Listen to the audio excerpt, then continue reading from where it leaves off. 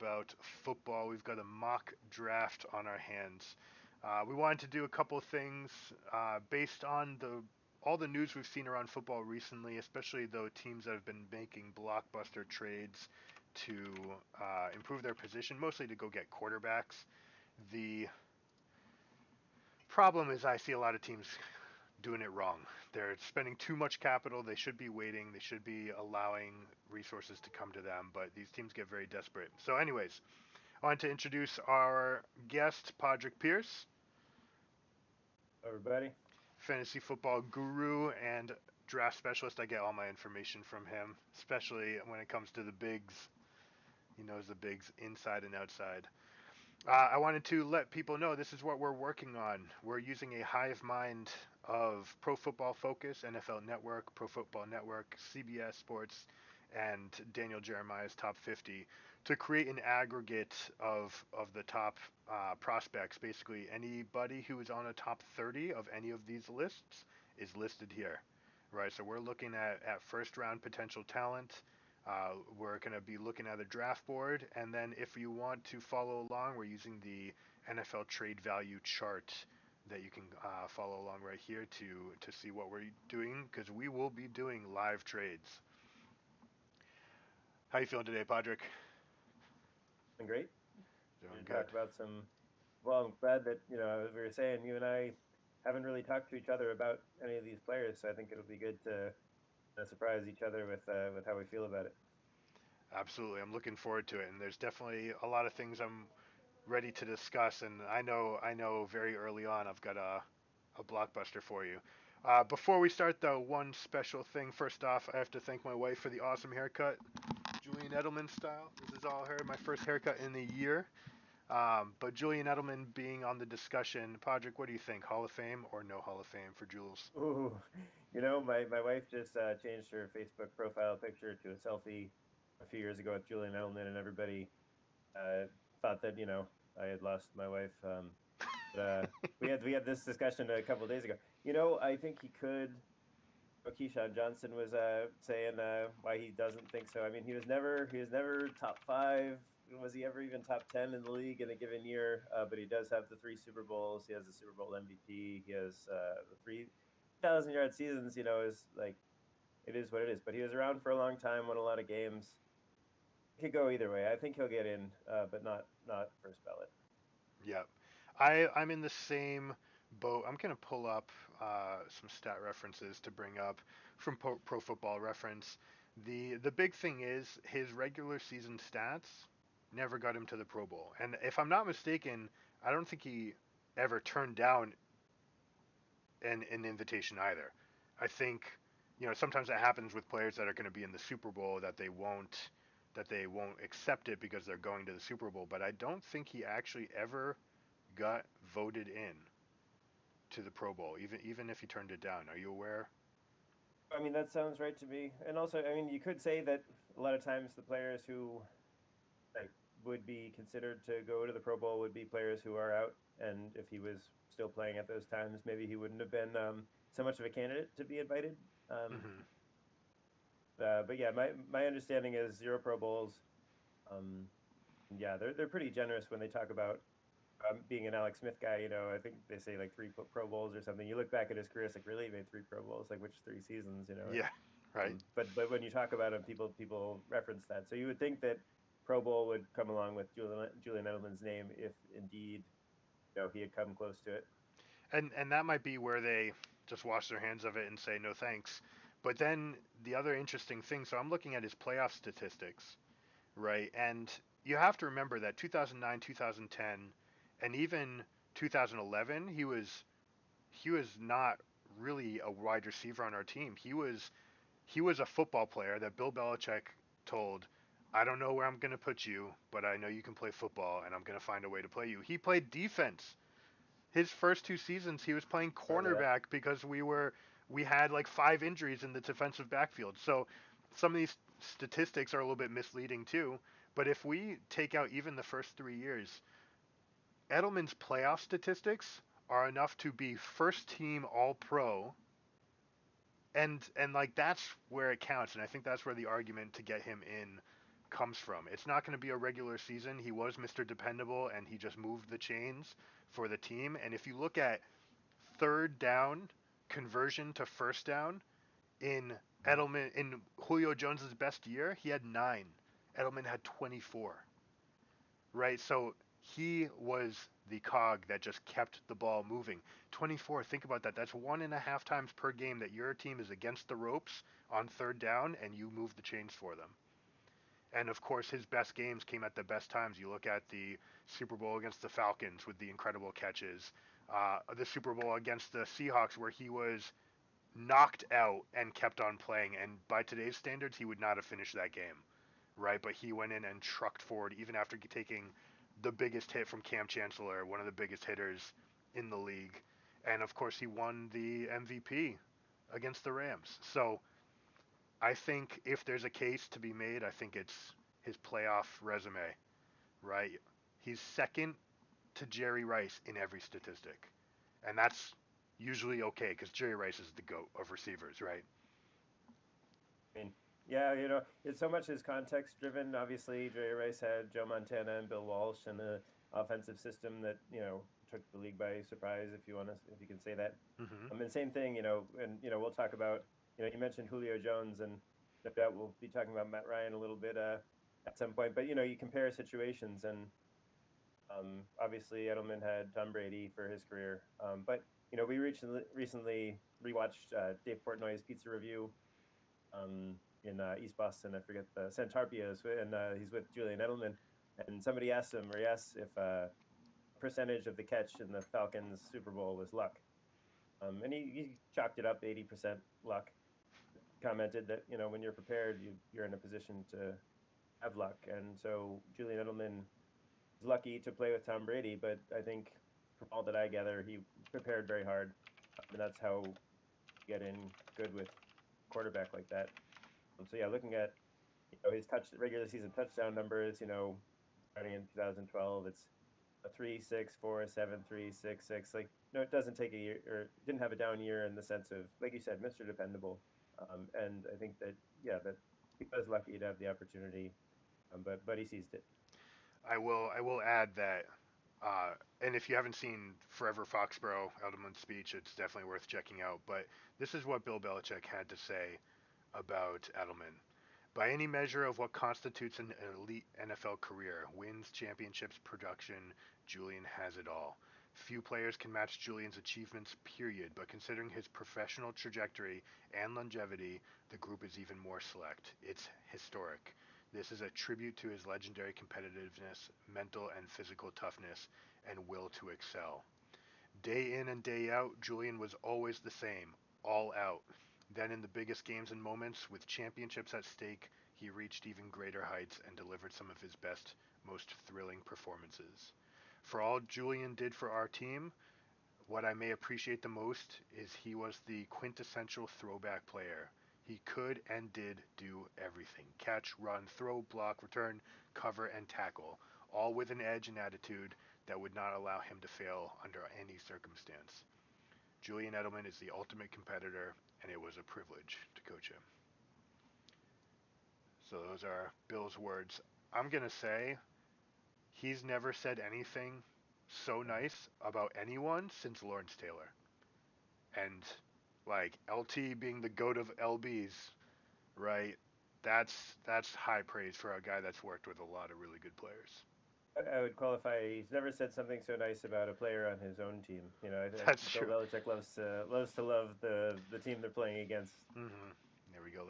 That's true. I think he does it to let their guard down, or to like, hey, you could come play for Recruit us. them for yeah, exactly. Yeah. Yeah, a couple of years from now, and looking for a job. I just remember 3 years ago with Antonio Brown. It's like, oh, that is a great player. He's impossible. He's a matchup nightmare. He's the kind of player any coach would love to have, and it's just like, really. And we saw how that panned out. I mean, 2 games with the Patriots, he was unstoppable, and then he came in to be another magnificent cog for the Bucks. So, anyways, without further ado, we're gonna go draft time. I think that discussion with Edelman will age well. I think it will be a very long discussion. And like you said, I don't think it's happening first ballot, especially with the way wide receivers have to get past it. And also, You know, last time a little white guy made it to the Hall of Fame was Steve Largent. So it's been a minute. I think we're talking 30 years since Largent made it in. All right, you It's ready to funny. do this? Ready? All right. So with the first overall pick, Jacksonville and Jaguars, I'm going to be handling AFC teams. Padraic's going to be handling the NFC.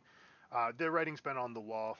Last season was largely seen as a tank for Trevor season, and you could say that the Jets screwed it up by accidentally winning. Once the players realized their coach was going to get fired, they played to new heights, and the Adam Gase anchor was dropped. But this is Trevor Lawrence. It's always been Trevor Lawrence. 3 years ago, this pick was Trevor Lawrence, and some people have been comparing him to Andrew Luck as pro ready. I'm going to go another level and say this is LeBron James. Um, I think. everyone, go ahead. No, I was going to say, you talk about Urban Meyer. The only way he would be a 1 year fired coach is if he doesn't pick Trevor Lawrence and then Trevor Lawrence turns into what everybody thinks he is. Yeah. I think it's, for his own job security, you really can't uh, make that mistake right now, given just the consensus hmm around the league, around the sport. and I'm going to put out there we've signed C.J. Beathard. I expect Jacksonville to put Gardner Minshew on the trading block. So we'll be talking about this a little bit as we go. I think Minshew can start in the NFL, and I believe that there's possibly some issues. So I'm going to reach out to the Falcons and to the Redskins in particular, and to the Bears. And I'm going to try not to trade him in conference if I can, but I'm going to go to the NFC teams and see if anyone's interested in grooming Minshew while they have their other quarterback. The other thing, Jacksonville, I'm going to do, I'm going to look for a 1 year quarterback. I'm going to find myself Jameis Winston.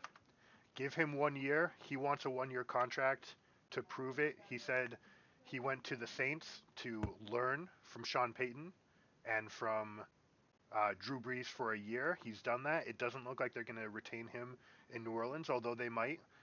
If I'm the Jaguars, I'm getting a one and done quarterback that is ready to play right now because I've got awesome offensive weapons. I want to go get Winston and let Trevor Lawrence come in and learn for a year.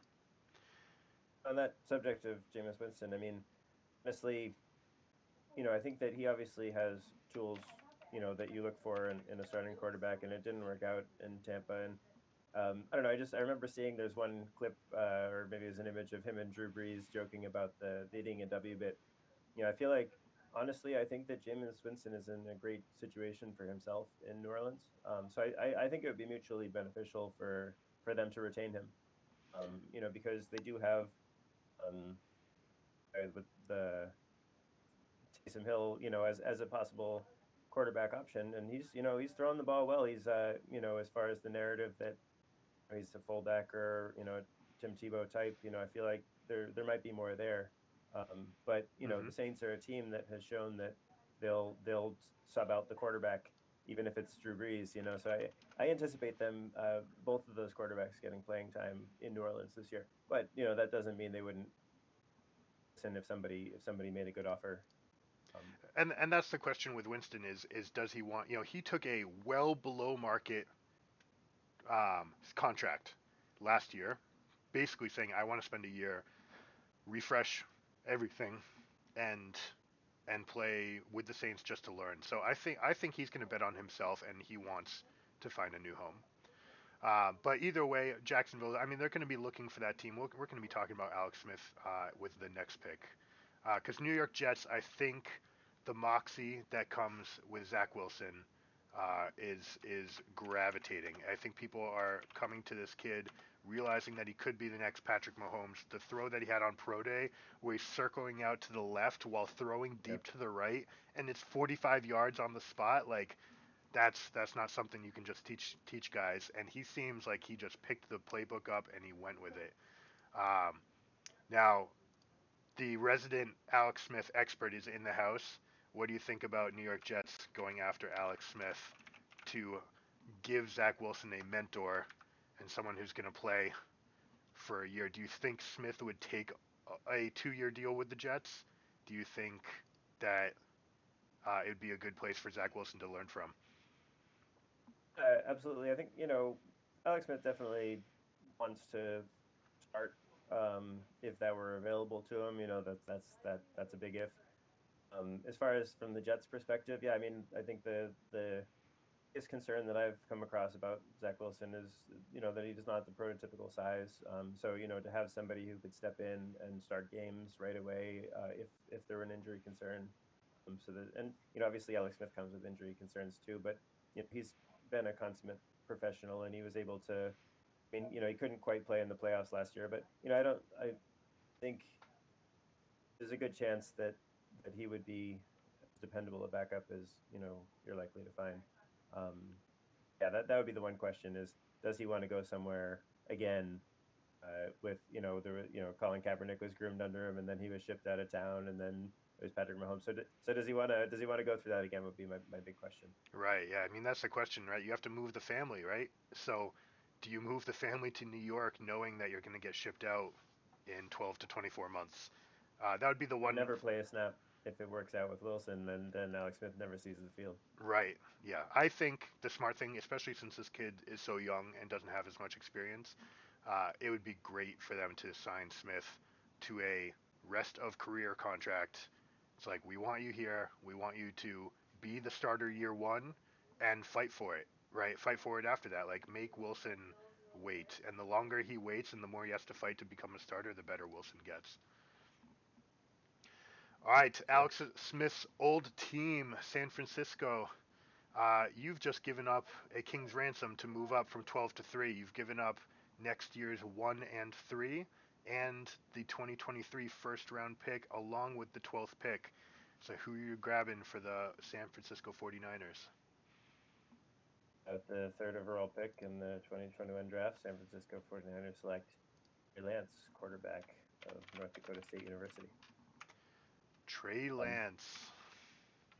so my thinking here, has to do with, there's the question of Justin Fields. Obviously, there's the whispers of Kyle Shanahan preferring Mac Jones.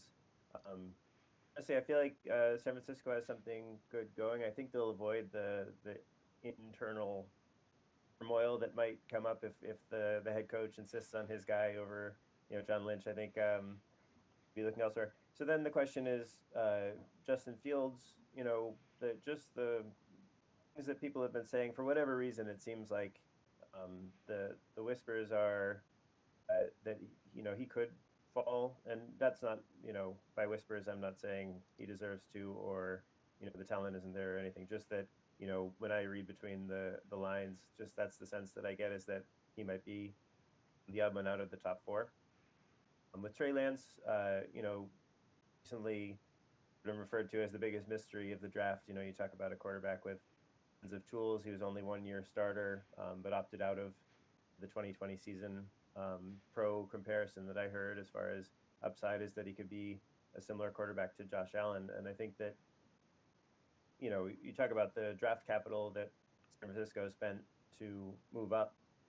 But if you compare that to what the Rams spent to get Matt Stafford, or what the Bears reportedly offered and were declined to get Russell Wilson, if you have especially on the rookie deal, we were talking about that, a quarterback who you can, presumably you're going to re-sign him before the 5th year option. But for those few years, if you get that kind of production out of a young quarterback, there's almost really no case that would be too much to pay for that. To mention the ability to recruit free agents because they want to come play in a high-powered offense. Yeah, and that's something I want to look at. You look at Kyle Shanahan, and he has almost in the way that Bill Walsh made the West Coast passing offense change the game. It feels like Kyle Shanahan taking his dad's system of the zone run scheme, they just do it better than everybody. There's something that they've figured out. There's a reason why all of their running backs are averaging 5 yards a carry. It's why Raheem Mostert just suddenly becomes this potentially all pro caliber running back. I that almost happens by, it seems like by accident, but when you have a threat of running athletic quarterback, I think it makes those runners even more explosive. and we saw what Robert Griffin did in a short amount of time with the Redskins. So I think it's a good system. I think they're happy enough with Garoppolo where they can play 2021 with Garoppolo and expect to win, right? I think that there's still a big hole in their defense from defensive tackle Buckner leaving. But if they shore that up, they were the most injured team last year. They could have easily been a Super Bowl contender, but they got riddled, right? Bosa out for an injury in the second week of the season, or even preseason, I think, right? So that team wants to win now. They're keeping Garoppolo for the win now, and I think Lance gets the perfect situation to train under. All right, Atlanta Falcons. Now So here's with you, I want to sure. disclose one thing. So if there were no news around Deshaun Watson, this would be where I think the Houston Texans would make a blockbuster trade. Because there's so much uncertainty and because of the allegations, we're going to keep Watson out of the trade discussions. But in a world where this gets resolved, if I'm Houston, I've already shipped out JJ Watt. I'm rebuilding. I've got new management, new everything. I think Watson wants out. Yeah, he has said he wants out for sure. I think Houston would make a play here to trade for Matt Ryan and 3 number 1 picks. But we're not gonna discuss that because of all the allegations with Watson. There might be plus, there might be minuses. Who knows how that goes? So, anyways, before we hand it off, I just want to describe the tier system that we have here. We looked at the hive mind of great thinkers in the draft community, put together what the mid three values were. We discarded the lowest and highest rankings that each of these sites had, and created an aggregate. So we have our average rank position, and then I separated it by tiers. When there is a distinct tier, right? For example, you're looking at these 3 players compared to Penny Sewell, compared to the next 4. There's definitely another gap. When you're drafting, you don't want to reach for someone that's too far down. And this might happen for example, in the esports community that are watching drafts. It's like you want to get the priority picks at the beginning. And if it's not a fit for you, then someone's going to want it and you're going to look for trades. But that's what we're going for. We're going to try to avoid ever going down more than 2 tiers, the exception being for quarterback. And essentially, if there's a player available from 2 tiers above your draft position, you're snatching them up. All right, so Padraic, Atlanta Falcons, you're on the clock. So I think I don't agree with it really, but I just feel like Atlanta is committed to Matt Ryan.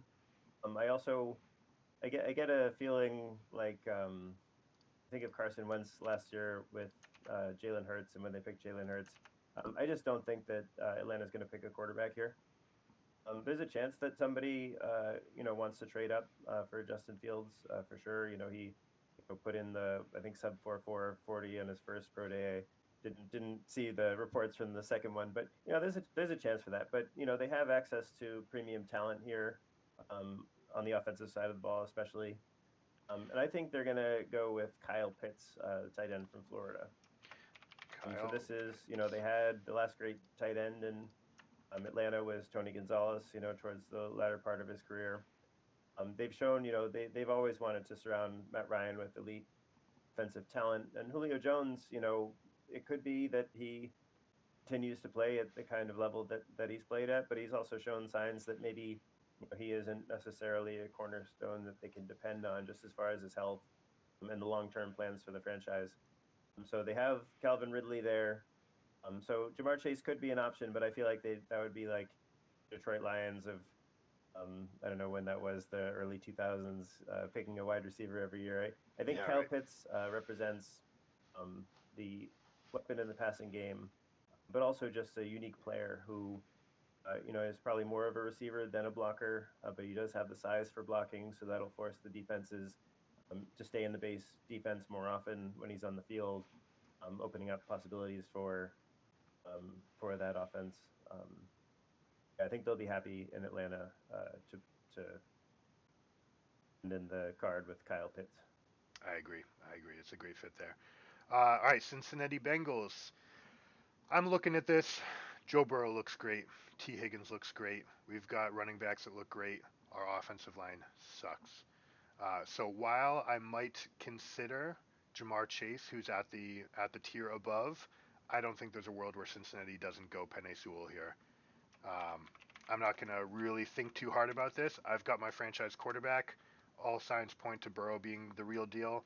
I need to protect him, and that way I can really know. And I think with this, grabbing a a dominant type tackle, it just makes everyone else on your team better, right? Your previously best offensive lineman now is your second best. Your fifth best now doesn't need to play.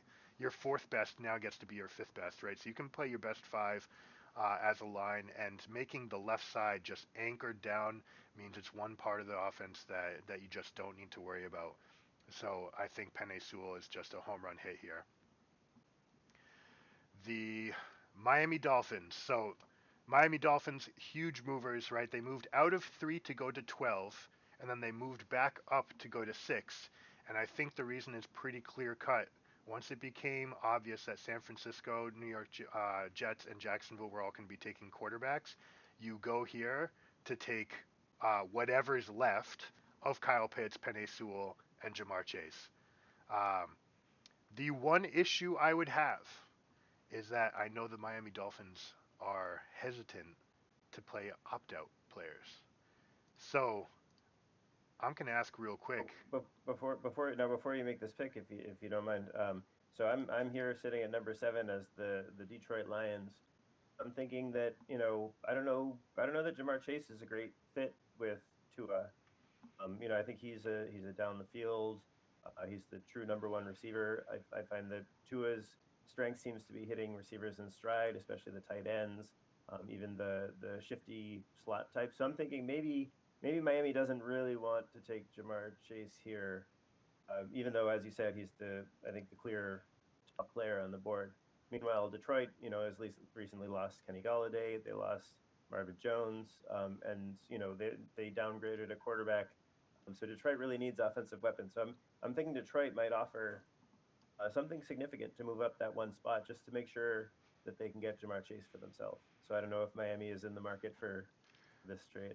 Okay. Yeah, they're definitely listening because, like I said, they tried to keep it hidden, but they are. It seems like they're skeptical of opt-outs. Now they could just be planting that seed so that they can grab Chase or demand a higher trade value. But if we're going off this sheet, it looks like you owe me 100 points. So if you are Detroit, where are you going to make up those 100 points for me? Is it going to be your round 3 compensatory pick?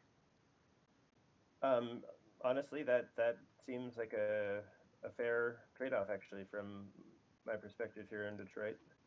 I think Third round pick I think is reasonable. yep, I think we're going to add R3. What number was that? That's R3 101. All right, so the Miami Dolphins will accept this trade. We'll acquire the round 3 pick number 101 in exchange to move back one spot. So we actually have Detroit picking here. Detroit, are you going with Jamar Chase? Detroit, yes, we will be picking Jamar Chase. I love everything that you said about replacing Golladay, right? And it does seem like he's that kind of receiver. It probably fills that weapon. It gives Goff someone to work with, depending on how they treat the project. But I do think Jamar Chase belongs in these top picks. All right, so let's see. Miami, I'm going to switch this up. Well, I'll just keep them right here to keep the teams set. So it goes back to Miami. Miami's very happy. They get some value moving back a pick. I'm going to bolden out these guys that get picked.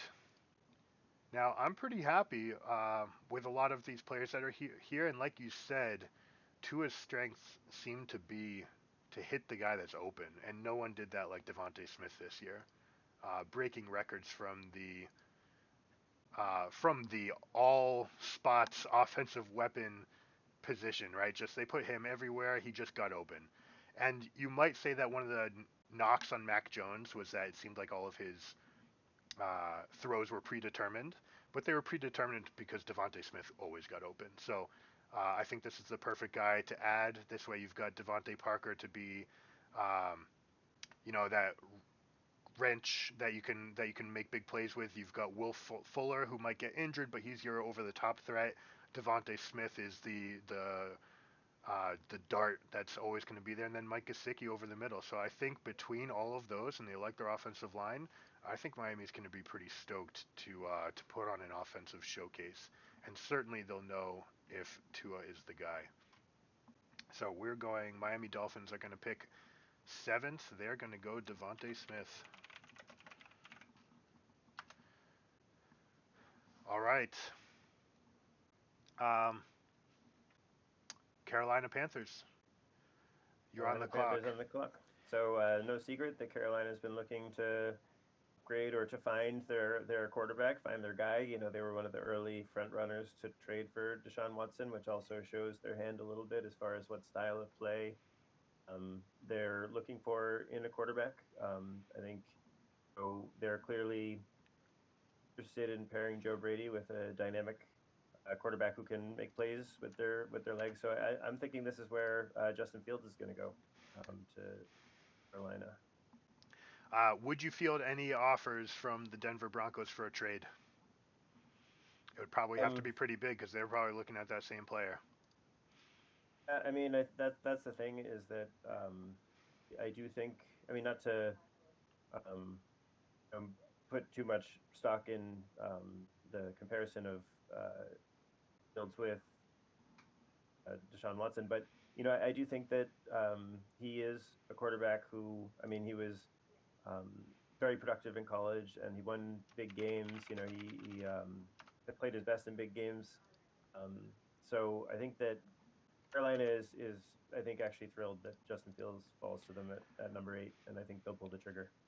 I think so too, and I think one of the big cogs to this is Carolina has opted to wait until after the draft to pick up Sam Darnold's 5th-year option.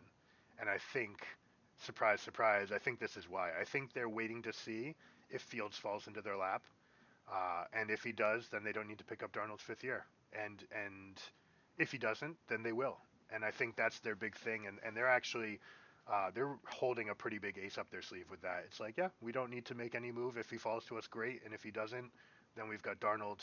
So I think Carolina actually did a pretty good job with this. Now, talking about Sam Darnold, when he got drafted 3 years ago, my estimation was, I looked at this guy, I looked at every clip, it's like, man, this guy sucks when he's under pressure. Literally, he will step back with one foot and heave. And all the throws were bad. And I do not think that this guy is the answer. And I think they picked him up, you know, to have this piece. But if you can have Bridgewater with Fields behind it, I think it's a great situation. I don't think Darnold is a starting caliber quarterback, so I think Justin Fields is spot on. I mean, I think as far as Sam Darnold, you know, like you mentioned, thankfully for Jets fans, the Adam Gase era is over. But I think so. I'm not ready to say that Sam Darnold can't be a guy. Obviously, he's had some injury questions, and when he was on the field, he wasn't effective. But I mean, you know, if you try to rattle off, you know, Braxton Berrios, does that know that I'm even mixing up? Maybe that's one of the Jets receivers, you know. So I'm not even. I can't even rattle them off. So Chris Herndon at the tight end, you know, maybe could be something, but hasn't yet.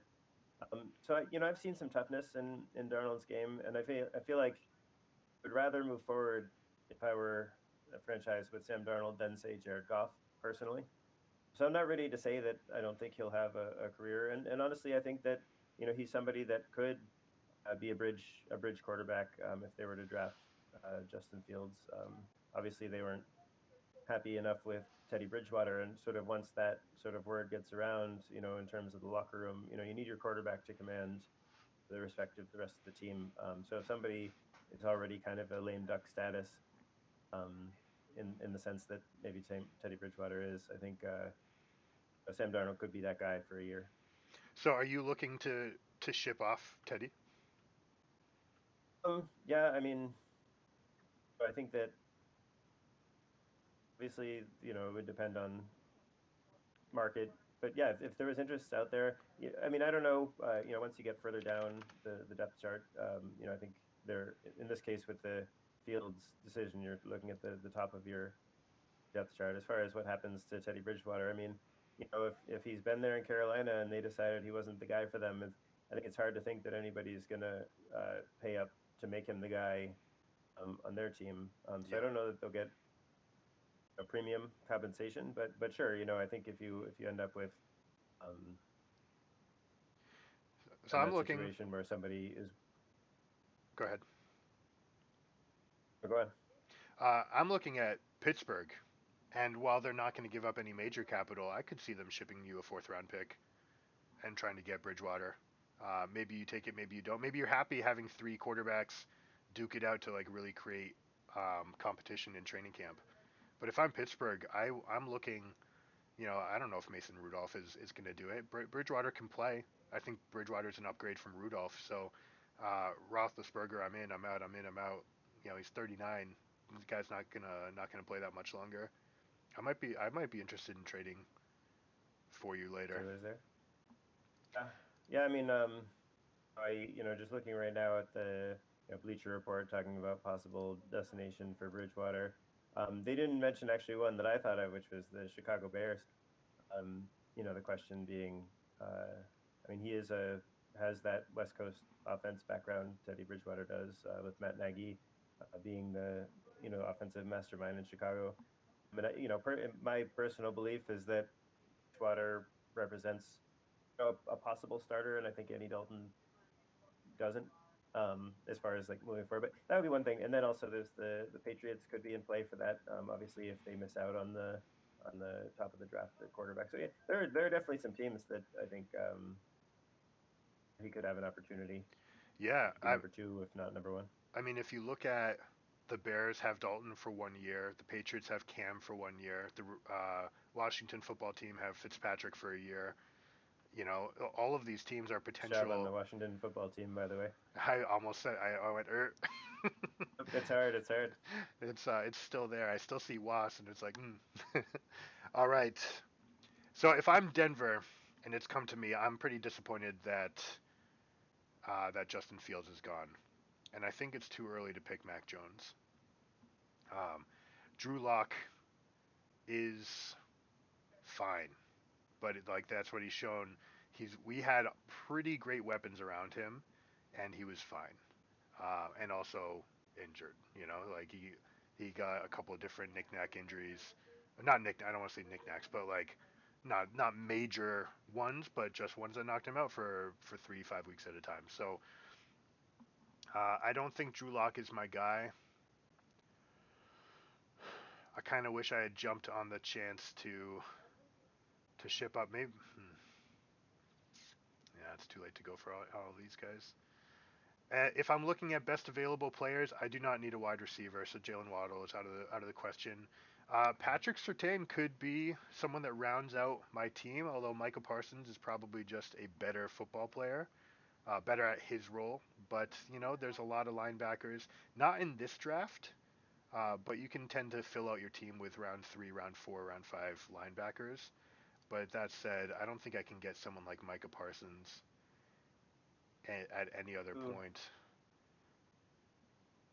you locked that in. I just so obviously Leighton Vander Esch has had some injury issues. Although I do believe he finished the year healthy last year. I'll have to, but and then of course Jalen Smith, who coming out of college, there was the question of whether he would ever kind of recover to the level of play before his catastrophic knee injury.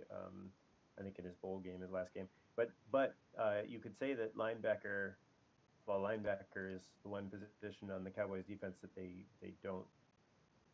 should not draft, or that they have. Well, so Abundance. you're thinking from Dallas with the 10th pick about whether or not like they wouldn't want to trade up with Denver, but what if Denver takes Waddle, for example, and you're left with the choice? Are you happy with the choice of Parsons or Surtain? You'd saying you probably wouldn't get Parsons. You'd grab Patrick Surtain slam dunk. You don't need to So move up for this. we're talking about yeah, we're talking about Denver now. Okay, sorry, I was thinking about Dallas. So you're thinking Denver might take Micah Parsons? I think they would, and I think they might look at Dallas and say, you know what, we know they're not drafting linebacker. We might be willing to trade back a little bit and still be able to get this player because Dallas, by all accounts, seems to be honed in on Patrick Surtain. Sure, sorry, I thought you were talking about Dallas. That's what I was saying about they don't want Micah Parsons, but No, Denver on the other hand. it's a good discussion though, right? Because if I'm Denver and I like Micah Parsons, I could potentially go back a few picks. But looking at it, the Giants or Eagles, they might. They've got they've got okay linebackers. Maybe Giants less so. I don't know I how think the they. Giants will jump on Parsons if he falls to 11th. Yeah, and You know, they're I'm not going to wait then. Denver Broncos. I'm taking Parsons. I'm not going to let it go any further. I think he definitely has. I think he's considered possibly the best defensive player in this draft. There's some questions about hazing in Penn State. He and a couple other players were associated with that, and a couple of different incidents. That the New York Post actually just did a pretty comprehensive summary article of what his off the field concerns. He has LeVar Arrington in his corner, saying that the reports are not fair and that he is a mentor to his son, to LeVar Arrington's son, and I tend to think that that Micah Parsons, the off the field stuff, I think might be overblown. It's really hard to tell with this stuff, but Mm-hmm. on the field, I think he's a off ball linebacker with the rare size and speed, but he's also very accomplished as a pass rusher. And so I think, like I said, I think the Giants would be thrilled to get him because it covers exactly what they need. But the talent is there. He's worth this pick. Would you say that he's similar to like a Telvin Smith type, or like what Hmm. kind of? If you don't For have a comp, comparison. yeah, if you don't have a comp, that's fine. But I mean, everything that you Oh, I said so mean, far is spot on. He just seems to be the best player. I almost think of. I'm getting ahead, but I think of Son Reddick, but that in terms of the undersized pass rusher. But then as far as an off-ball linebacker, I even think of somebody like from Jacksonville. I'm forgetting his name. The um, Miles Jack, off-ball linebacker. Just as far Schobert. as the size speed combination is so rare. Okay, Um, yeah, I think he's there, like you said, as long as they Jack is the name I was thinking of, like so Miles almost Jack, like a yeah, cross between Miles Jack and Hassan Reddick. makes sense. All right, Dallas Cowboys, you're on the clock. So you said it. I think Dallas, needs help on defense, especially in the secondary. I think Patrick Surtain. There's also J.C. Horn is available. They could, I mean, they could fall in love with a particular player. But I think Patrick Surtain, the value and need line up so well. I think this would be an easy pick for Dallas. Patrick Surtain taking it, and also he's got the pedigree. I think Jerry Jones is a fan of pedigree. Right, so he's getting someone who grew up around a football field, whose dad was an All-Pro, who was a beast, right? Patrick Surtain Sr. was a beast. That guy, and one of the fastest players in the league. So you're anticipating that you're going to get all that athleticism. And with the success that Antoine Winfield had with Tampa this past year, I think it's got to be in the back of their minds that these legacy players grow up with a higher level coaching at a low level. Cornerback is definitely a position with a lot of technical um, ability is needed to be able to succeed, especially early on in your career. So I think Patrick Surtain is somebody that could step in and play, and yeah, has the athleticism All right, they're play the in. position at a top tier level. Yep. All right, New York Giants. You've got a slew of picks here, all in the NFC East. So they might even be Yeah, yeah. looking at jockeying around each other. But I can't imagine they're going to trade within the division, because the amount of fanfare that you get for succeeding in that trade is not as great as the amount of hate that you get if you give up the pick that becomes the player that crushes you for for a generation to come. For sure. I was thinking about that, about if the Giants would try to trade up with Dallas to get Micah Parsons if he was there. But yeah, about why does Dallas want to do that? They definitely don't. Hmm. Yeah, so looking at the Giants, I think they into the offseason, there was the question, or even towards the end of the season when the draft order had yet to shake out between the Jets and Giants and other top teams, there's the question of like, would the Jets stick with Sam Darnold? Would the Giants stick with Daniel Jones? I get the sense I was in New York the other day, and I just feel like Daniel Jones still has some uh, currency to spend in New York. Maybe not a ton, but I think that people are willing to let him be the starter, let him have one more chance to be that guy.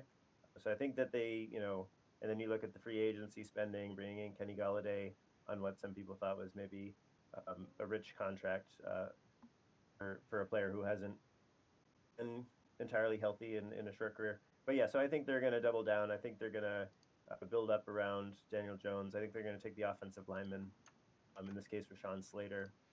He's listed as a tackle. I think a lot of people think he might fit in as a guard, but I think just a well-polished player, one of the safer picks in the draft, and I think that they could stand to shore up the offensive line in New York. So I think they'll support Daniel Jones, pick the offensive lineman. I think that seems to be the sort of domino effect, or at least the pattern, where it's like, all right, we think we have the guy, but we're not sure. The last thing to do is surround him with the support cast. And if he can't get it done with Slater being a plug and play, again, whether or not you put him left tackle, right tackle, left guard, whatever it's going to be, he's going to make your offensive line better, right? And so now with Galladay there, they've got a slew of young receivers too. Golden Tate looks like he's on his last legs, but the rest of the core looks great. And I'm with you. I think Slater makes a whole lot of sense. So that leaves the Eagles.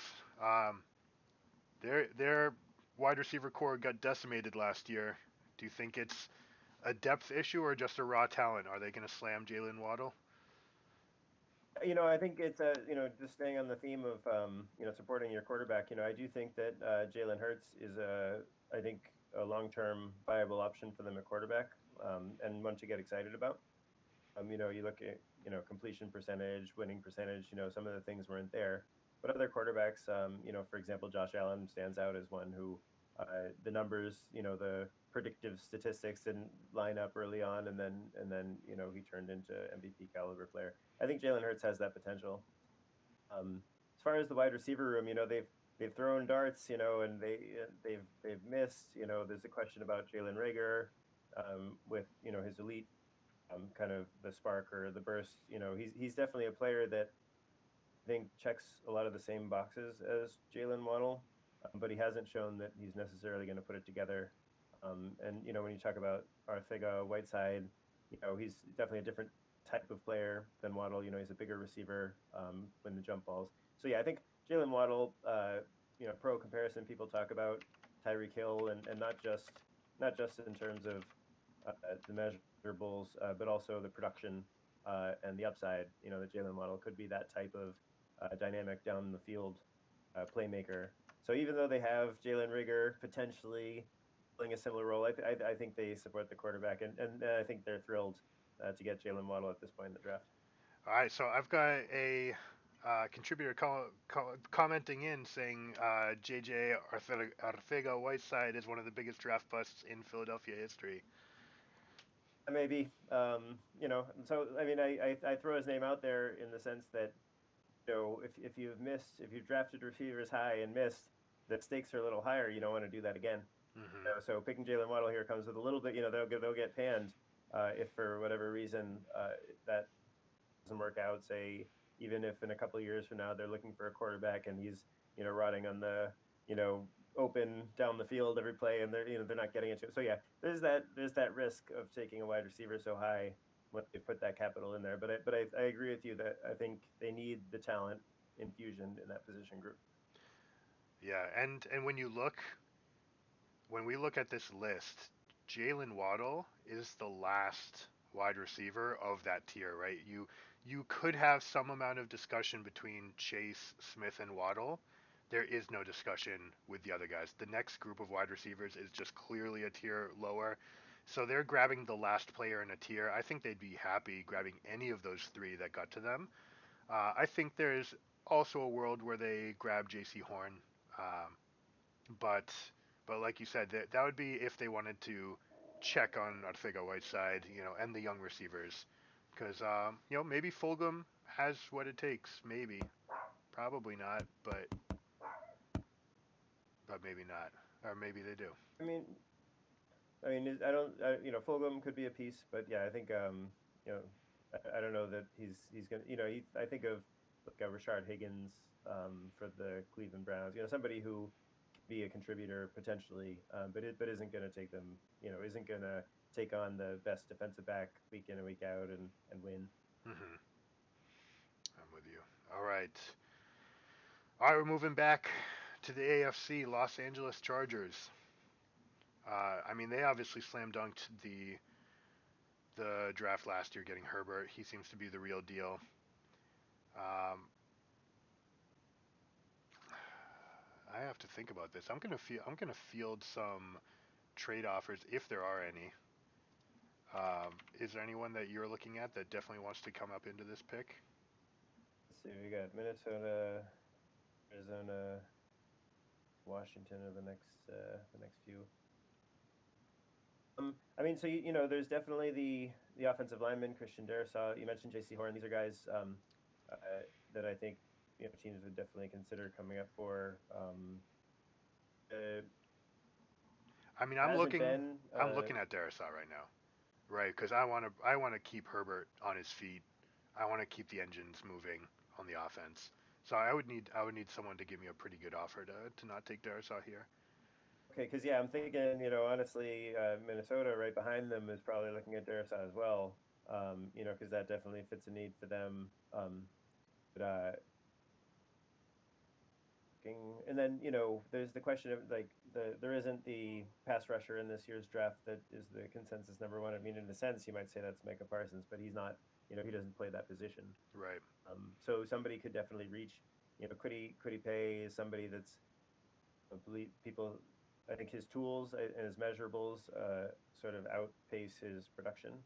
Hmm. Um, Yeah, I've seen like um, the tape suggests Jalen Phillips, the overall tools suggests Kwity Paye, and like there's not that consensus for and I that mean, position.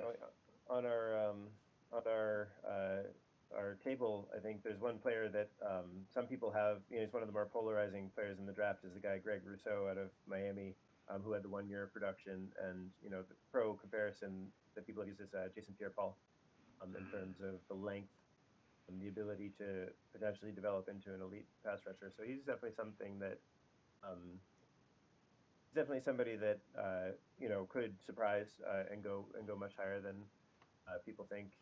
But and also I'm looking at Caleb Farley. As far as J.C. Horn, whether or not there's a market to trade up to this pick right now, because both of those guys are still on the board. I feel like teams might sit back and see if they can have one of those two guys fall to them. Now, Um, I have a question for you. If Philadelphia were positive that the Chargers and the Vikings would not pick Waddle, would they trade back with Minnesota if Minnesota wanted to jump up to get Darisaw? Because that seems like something Minnesota might not want to be the one that's left not getting the guy they want. I think there's other players that they like. They may not want or feel the need to trade up. But does Minnesota want to jump ahead of the Chargers? Ahead of the Chargers to 12. I mean, so it's intriguing for sure because the Chargers have I don't know. There's what the receiver room in Los Angeles. I mean, they might jump on Waddle themselves. They're Mm. are obviously in the market for offensive line, but with Justin Herbert there, Mike Williams, I think similar. We were saying about the style of play. I don't know that they have a receiver who fits Waddle's profile. So if I'm Philadelphia, I don't think I'm gonna expose him to the Chargers in that situation. Makes sense. All right. The Chargers, if this is what's on the table, they're going to take Christian Darrisaw. They're going to help. They're going to take the tackle out of Virginia Tech. They're going to solidify that line and get it set up for Herbert to have success. And right, there's not that many other tackles in the draft. Tevin Jenkins being the next one, but being able to get Darrisaw here, I think they're going to be pretty happy. All right, Minnesota Vikings, pick 14. And so, I think Minnesota, so they have the young defense. They had some young players start to play well towards the end of last season, but they definitely, I think, lost a lot of talent on the defensive side of the ball this past off season. So I think they're going to try to fortify their defense. Um, they do have um, strength at linebacker. I'm thinking they might be a team that will come up for an edge rusher. Um, they can use help in the secondary, especially at safety position. You have the Trevon Morig is there available. That they might consider. Um, I'm thinking.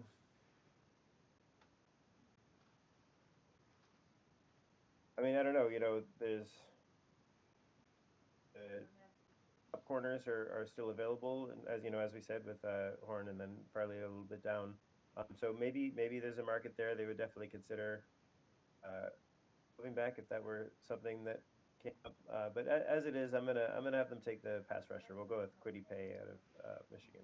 Pretty pay. Yeah, I'm looking at my AFC teams and trying to think, and one of the teams that seems likely to jump up there might be Las Vegas. Um, but I think that they're going to be happy out of Murray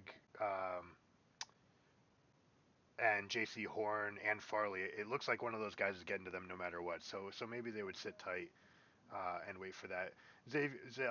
Xavier Rhodes leaving definitely left them a blank in their secondary, and I think by pairing Paye with Danilo Hunter, they're saying like, all right, we are getting to your quarterback within 3 seconds. Now we can address these other holes. Maybe grab some depth at cornerback later and see if one of them can be their guy. But Quiddy Pay makes a lot of sense here for Minnesota. So now we get to my New England Patriots. Now there's been a lot of discussion tying Mac Jones to this pick, but there's also that infamous shake of the head. Have you seen this, Padraic? The Mac Jones Oh missing yes, a yes throw indeed, deep, I did see that. and you see the shake of the head and the grimace together. But It seemed like not a chance. it seemed like that what it was a conversation that was already happening. But I think the grimace at the end was to be like, I was already shaking my head, and then man, he missed that throw by 4 yards. So it's very interesting. I think New England. I think Bill likes Jarrett Stidham. I really do. Um, although he's in the boat where I remember having Garoppolo and Brady, and it's like most teams struggle to find one quarterback, and we've got two. So this is not a bad situation for us, right? He'd rather be quarterback rich and keep on taking stabs for the guy. And he's always had a quarterback in New England. He had Drew Bledsoe when he got there, and when Bledsoe went out, Brady came in and was just took the reins and ran with it. So he's always had a guy. He's never been in this position. This is what makes me very, skeptical about this pick. I think it would be Mac Jones, and if some other team wanted to come up to try to grab him, I would listen and I would try to trade back for it because I'm not sold that New England is completely sold on Mac Jones. But that being said, Bill Belichick and Nick Saban have a ridiculous relationship, right? Just like they're so trusting and close. And Saban has said that no coach, no coach in the NFL ever calls me to ask me about a player except you. You're the one that comes up and says who can play football, right? And then we'll say like, yeah, my defensive tackles are really good football players, or whatever it is. So they're gonna know. We don't get the privilege to that information.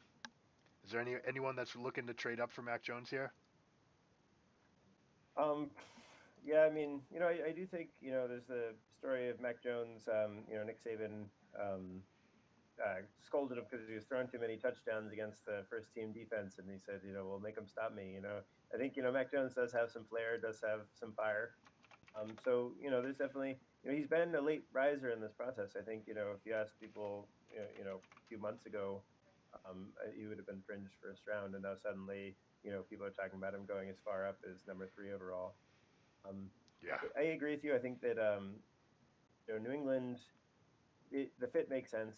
So I don't know that they would move back short of a huge package, and I don't my personal feeling on the player is that I don't know that he's worth a huge mortgaging multiple first round picks or anything on that level. So I'm not sure that there would be the market at the price that it would need to be to make it worth New England's while. Um, Yeah, I I mean, think that's where it is. you never know if somebody falls in love with him. Right, and that could be the thing. And the knock on Mac Jones was that he made predetermined throws, right? And we talked about with Devontae Smith because he just knew he'd be open. But isn't that what you want your quarterback? You talk about Aaron Rodgers and his IQ and Breeze. They know who's going to be open where, right? They look at the defense and they diagnose it. So some people call that a knock. I think it's a bonus. I think I think Bill, frankly, is pissed at Bob Kraft for making him for quashing the deal. Now this is all speculation, but I am 100% on the field that the 49ers asked for Garoppolo, Bill Belichick offered Brady, and Robert Kraft came in and said no. That guy's earned the respect to be able to stay and finish his career here, which we all know how that turned out. Happy congratulations Tampa Bay for getting your Super Bowl, by the Yep. way. But I think Bill, I don't he's not a desperate guy, but if he's ever going to tilt, I think it would be here. And whether or not Mac Jones is the long-term answer, I think he goes Mac Jones. All right, Arizona, pick 16. Big 16. So Arizona just lost Patrick Peterson to free agency. Last year they spent the high pick on Isaiah Simmons, who's more of they had him at linebacker. In college he was that Moneybacker. Swiss Army knife. Yeah. So he's somebody who can play in coverage, but he definitely struggled, especially early in the season. Several I think huge plays where he overcommitted or misdiagnosed. So they're definitely looking for blue chip pieces in that defense. I think J.C. Horn is still there, sitting there, a bigger cornerback. Has that professional pedigree. Father, it was his father, right? Joe Horn, I believe so. Yeah. wide receiver for the Saints. May have been an uncle, I'm not sure, but I think that it's another case of the fit and the need. I think line up really nicely. I think Arizona's stoked here, right? They're getting a player from the top of their tier list, who essentially fell because of the quarterback surge early. But like, it's a fit, it's a need, and it's best available, right? So anytime you're Premium getting all, position. yeah, anytime you get all three of those, you are slamming that pick in. And if anyone's ever going to run a pick up to the stand, I don't even know if they're going to do it live this year, but if you're going to run a pick up to the podium, that would make sense here. All right, Las Vegas. I think going back several picks, they were happy with whoever gets to them out of Farley, Mayrig, or Horn. And I think it would be a reach if Horn ever made it this far. But you've got your Jonathan Abram playing that torpedo style safety, strong safety, loves to tackle. This man loves to hit, right? So if you are ever going to come close to creating a Legion of Boom in Las Vegas, you've got Abram filling that role of Cam Chancellor. I think that they're going to go with Trevon Mayrig, and he's going to be the Earl Thomas. This guy plays the coveted single free safety, high free safety role, and this guy led the league in 2 seasons, led collegiates in passes broken up. This guy is rangy, he's fast. I think he's a playmaker. I'm going Trevon. I don't know how to say his last name. Is it Mayrig? Oh, Morig? I don't know either. All right. Miami. Let's see. All right. So we had a question. Do you think Trey Lance falls to 15 if San Francisco takes Mac Jones? Hmm. I I think think so. that would go back to the Carolina and Denver discussion. I think at least my initial thing is if Denver sees either Fields or Lance at 9, they're taking them. I think that's probably true. I mean, Yeah. Denver, Drew Lock. I think going into last year, I think that was, I mentioned I think Daniel Jones has one more year of the fan base tolerating him as the starter. I think that was last year for Drew Lock. Yeah, exactly. Yeah, I don't think he goes 15. If he did, though, I think, I mean, Bill, if he even made it past 9. Now there is some discussion. I've seen mock drafts that have New England trading with Atlanta, or going up to just ahead of Carolina or Denver. Right. All you need to do is trade with Detroit to get your guy if they think that they're gonna fill a need down at 15, or you give them enough draft capital. But there is a world where New England drafts goes up into fourth, and you get 4 quarterbacks going right off the board. But the only quarterback I see dropping, if there's going to be a drop, is Mac Jones. I think. I could see Fields potentially making it past Denver if Carolina were to take Trey Lance there. I don't know. It's hard to know what's going on in internal discussions as far as what Denver is looking for in a quarterback. But I haven't heard um, anything kind of associating him with Denver. But yeah, so I could see him falling past Denver. I just don't know. Trey Lance, the upside is so big. The intrigue is so much. I don't know that they would let him go by. But Fields, it's hard to tell.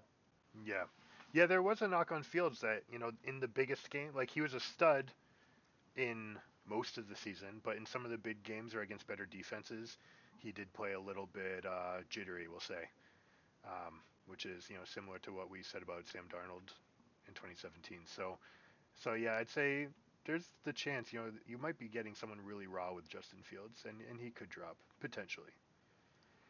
All right, Miami's picking at 18. They're loving their team right now. I think Miami's loving their team. They've got offensive weapons everywhere. I think they could stand to upgrade. I think it was Eric Flowers that they acquired his big contract, right? Let me just double check that, make sure that this hasn't changed in the past.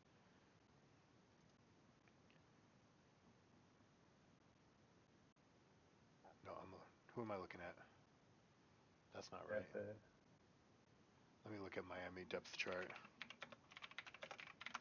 I need to get some ideas here.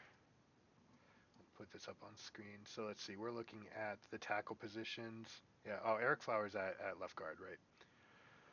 I think he's got a big contract, and they might be trying to get rid of that. I think the easiest way to be able to move aside from that is to draft Elijah Vera Tucker, and I'm looking there again, solidifying everything on offense. I think they like their defense. They did lose Kyle Van Noy back to the Patriots. They could be trying to take Jeremiah Owusu-Koramoah. I think they'd be willing to hear any discussions, move back again, but all things being equal, I'm going guard here on Miami. And so worth noting, one of the things we want to talk about, when you look at these runs and these tiers, we didn't go deep. Like I said, the way that we built this list was anyone who made it to the top 30 on any of these lists made it onto the aggregate. Anywhere that there's an X means it just didn't show up, which was okay because we took off the top and the bottom rankings to create our aggregate. But when you look, there's no guards after this, right? And so they might be saying, do we wait to the second round to get one? Do we hope that Landon Dickerson falls to us later and that we can play him and move the line around a little bit? I don't know. So I tend to agree with you. I think looking at their offensive line, Eric Flowers, was high draft capital, but not somebody who's ever shown, I think, high level starting ability. So I think Miami lacks the blue chip talent on the offensive line, and like you said, anyway, it'll make the group stronger to add a big time guard like Vera Tucker. I think um, getting the wide receiver with their what do we say? Yeah, they got Devontae Smith with the first pick, and then coming back and getting the offensive lineman. I think if they're serious about supporting Tua in that position, I think this is a good way to attack the first round. Yep, makes sense. All right, so we've got Washington now. I'm sitting in Jacksonville.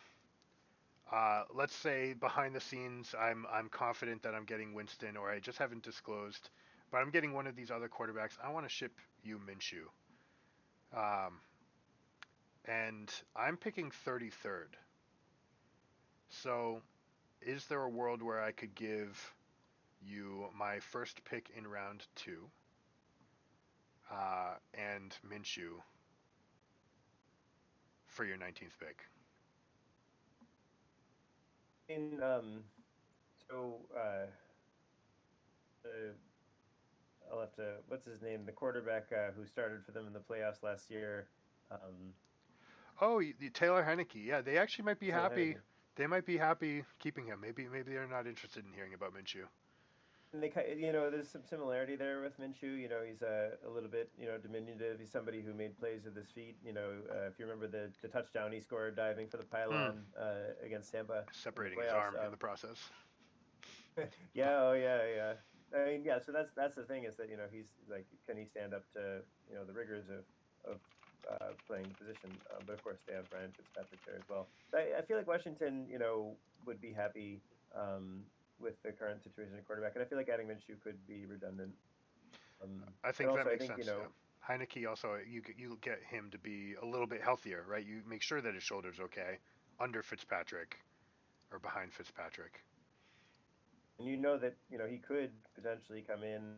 If Fitzpatrick had to miss a game or two, he could come in and really steal a win or two from teams that are not prepared either for his playing style or also because there's so little tape on him. Hmm. All right, so you've Um, got so right, Jeremiah so Washington is Owusu-Koramoah sitting here. is available from 2 tiers higher. Do they jump on that, or do they grab one of the other players near them? So the other options, I mean, so there's the edge rushing option. I believe is it still Ryan Kerrigan? They're still in Yeah, I mean Washington. they've got Sweat, Young, and Kerrigan. And oh yeah, they have good pass rush. They get that front four. Yeah. Yeah, so I think pass rush is probably off the table. Um, and then at the cornerback position or in the secondary, um, I know that I don't know. I feel like as far as the two tiers above, where they're picking, I think it is an area they don't really have strength in the off-ball linebacker position. I understand Usu Koromoa is line to sideline speed. Yes, um, centerpiece of the defense. I think they shored up their offense. They brought in Curtis Samuel to go with Terry McLaurin, and last year they tested the running back. I think that um, I think they're feeling all right on the offensive side of the ball. So I think they look to the defense here, and I think that Jeremiah Usukurama will be the pick. All right, solid pick, and that is going to be probably the most feared front seven in all of football. They might have already been that, and they crept up. I know in fantasy football, I definitely picked up the Redskins. Their defense became a force to be reckoned with by the end of the season, and that is also Rivera's mo, right? Ferocious defense, someone that you didn't want to go to Carolina, right? 7 years ago, you just didn't want to play against that team, and they developed some of the best linebackers there under Rivera, and of course Rivera played in arguably the best linebacking core ever to play the game. So this guy might have some serious insights. I think it's a great fit for Jeremiah, and it's a great fit for Washington. Those are good points about Rivera. He's had fast linebackers, right? He would have been with Urlacher and Briggs, right? With the Bears, and then of course Luke Kuechly when he was with Carolina. Um, Yeah, and Thomas Davis, so and Shaq yeah, Thomas, there's Shaq Sh- Thompson. yep, good stuff. All right, you're back on the board with the Chicago Bears, who have signed Andy Dalton. I do think Chicago has one of the worst cap situations in the league, which is why they had to get rid of um, Mitch Trubisky. But they're probably not going to be someone that's moving a lot. Who are they going to pick at 20? They lost Kyle Fuller this offseason. I believe, as a cap casualty. But I think they're in need of reinforcements on defense. I'm looking at Caleb Early sitting there from Virginia Tech, another big cornerback, another physical cornerback. I think that I think Chicago would be happy to pick to make that move at a premium position. I don't know. Um, Well, Farley was a projected top 10 pick until he went and had this back surgery. So the question is whether or not this is going to be an issue for him. Is it going to impact his tackling? Or are you just getting a budget, an extreme value at 20 with a top 10 talent? I mean, that sure would sound nice if Bears fans, but yeah, you'd have to wait and see how it plays out on the field. But yeah, like you said, he was going into the season, he was definitely up there with the number one overall player at his position, and so yeah, you can't ignore the potential value there. Mm-hmm. For sure. All right, so the pick is in. Chicago take Caleb Farley out of Virginia Tech. We're looking at Indianapolis now. Um, Indianapolis is very intriguing because they acquired DeForest Buckner and Xavier Rhodes, which put them on the top of my defensive boards for just across the league, and they proved it. They were a top 3 defense in every metric. Uh, they have star players everywhere. They could become that like Ravens 2000 Ravens sort of defense if they got one more player on the edge. I think their offensive line is great. I think their wide receivers are good. I think they like Michael Pittman. I think they're happy with Carson Wentz. They've got plenty of tight ends. I don't think that they need to go down for anyone. Well, I mean, Jonathan Taylor crushed it, right? They're not even looking at running backs at all.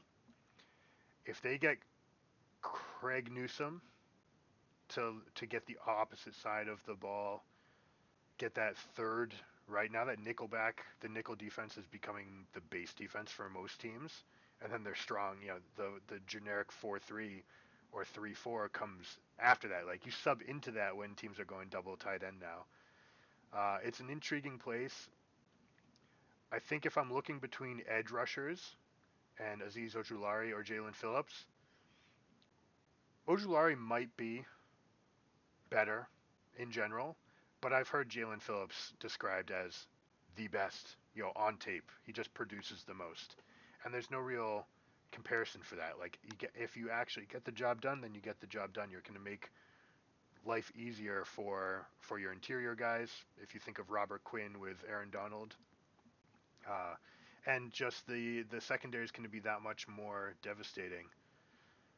I think they're happy with any of these guys though, honestly. So I'm looking to trade back if I'm Indianapolis. I think Tennessee's likely to go corner. New York Jets picking again, they probably have a lot of needs. I'd be happy with many different players here as Indianapolis. I don't want to get down to like the 31 to 34 range where we're looking at the second tier of wide receivers. I don't think we need to be picking there. But there's also more defensive ends later in the draft, right? Rousseau, Basham, and Onwuzurike. Are there any teams from the NFC looking to trade up to this spot? I'm looking. Let's see. So we got Orleans, Green Bay, and Tampa left from the. Tampa and Green Bay, I think both have a pretty strong pass rush. I feel like the edge rusher is probably the thing somebody's coming up for. We saw Kwity Paye go, but a team might have the number one edge rusher on their board still available here at pick 21. In which case, there would definitely be willingness to move up. So I'm thinking of New Orleans. That they spent the first round pick a couple of years ago on the edge rusher.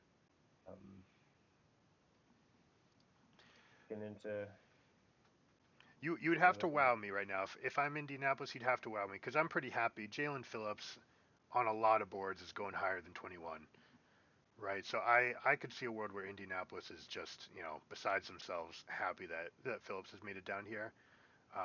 I'm definitely looking edge.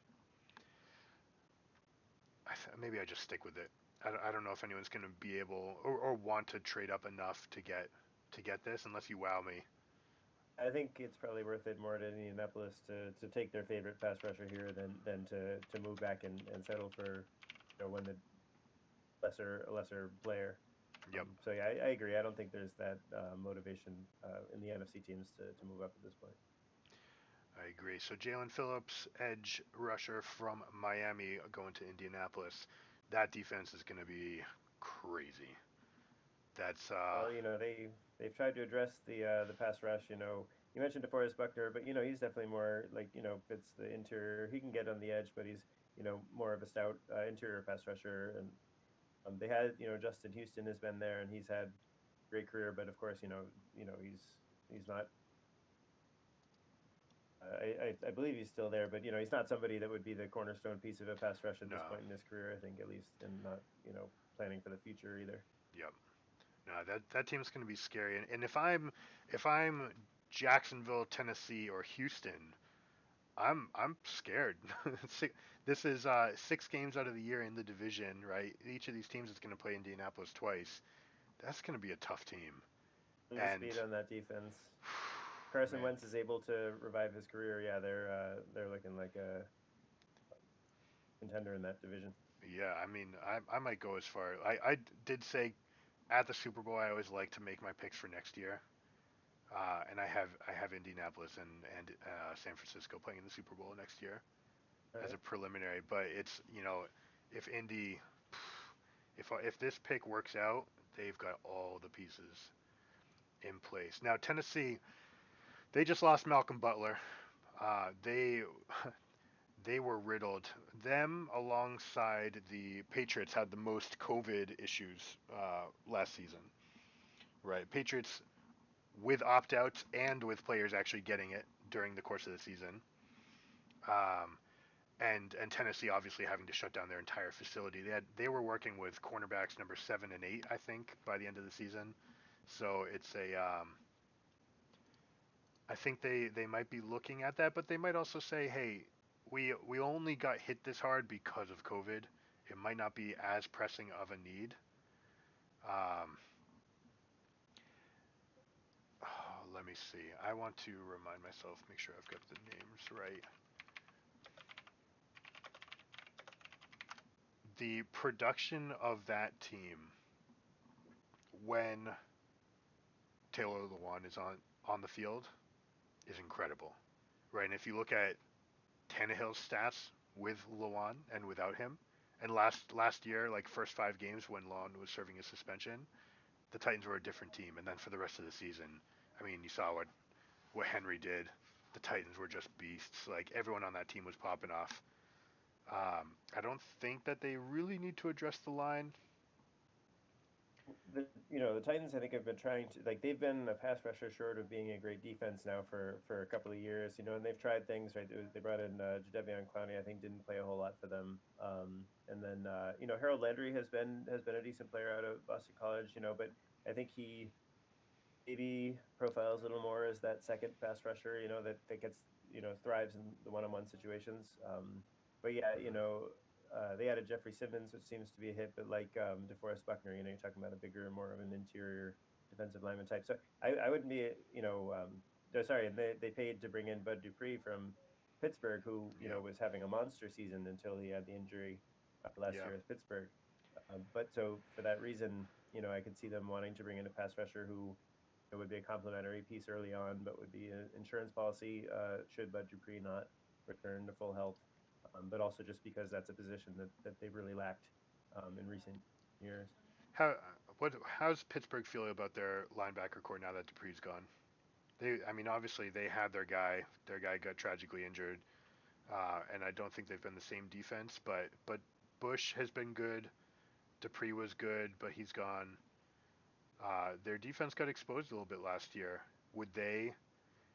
If I'm Pittsburgh right now, if I'm Tennessee, I'm thinking I actually like Kadarius Toney. I want this like I want this Olympian speed runner on my offense. And if I'm looking there, I'm willing to trade back a couple picks fall. Yeah, yeah. No, I think so Pittsburgh. There's the question of Devin Bush. When he had his injury last year, they ended up bringing in linebacker from the Jets, Avery Williamson, Hmm. who given the situation of coming in midseason and being asked to play significant snaps, I think did a decent job. But I think Pittsburgh, definitely will be looking to pick up off-ball linebackers in this draft. Trying to see, there's potentially players that they could be uh, happy with. But so as far as the pass rush, I mean, there's still T.J. Watt, coming off the edge. Defensive Hmm. Player of the Year caliber player. They still have um, strong secondary. But yeah, I think they would definitely be looking at off-ball linebacker. I don't know that they need desperately to replace Bud Dupree specifically. I mean, you could say that that's when their defense really a drop off, right? They lost Devin Bush and they were still an elite defense, but then when they lost Bud Dupree, they were no longer. But I Hmm. think that was just kind of the attrition. If they had Yeah. lost Dupree first, it would have been the same story. Hmm. So I don't know. I don't know that they're desperate to pick an edge rusher here. Although you can never have too many. But I think Pittsburgh will be looking to get off-ball linebackers um, Yeah, that makes early sense. in the draft.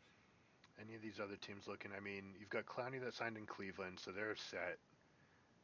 Jacksonville's not looking to move up anymore because they're building pieces, so they're the types that want to acquire massive amounts of capital.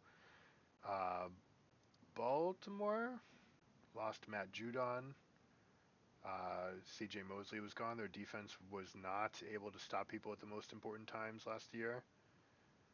These other teams all seem to have pretty good linebackers until you get to like KC.